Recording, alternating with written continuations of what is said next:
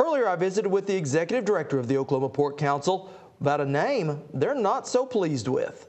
Well, Roy Lee, from the very get-go, this started off with just a very unfortunate naming. How has it affected the pork industry here?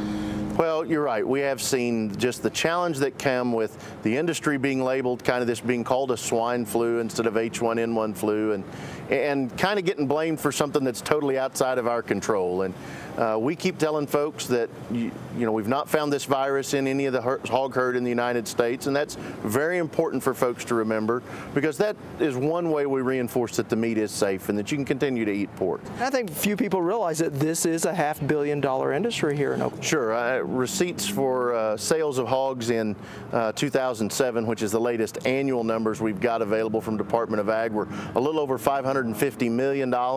And so if you talk about a 20% loss in value, well, that's $100 million out of $500 million. So it is a huge financial impact that it could have back into Oklahoma, and primarily rural Oklahoma, because our producers are all out in rural areas of the state. And now we're recording this on May the 6th, and as of now, the only transmission that we know of has been actually a human to a swine farm in Canada. USDA's confirmed that. But I want you to talk to people about all the safeguards that are being done here in Oklahoma to make these swine farms safe. Sure. For starters, we every day employ biosecurity measures on our farm. And biosecurity sounds like a big, strange word to a lot of folks, but it really is just, what do we do on our farm to keep our animals healthy? What do we do on our farm to keep them safe?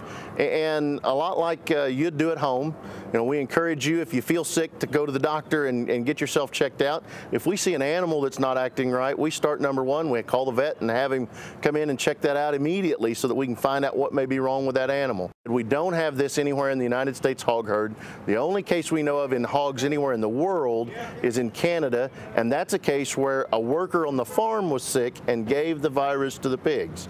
So again, we talked about this misnomer that this disease came from hogs. Well, it didn't come from hogs.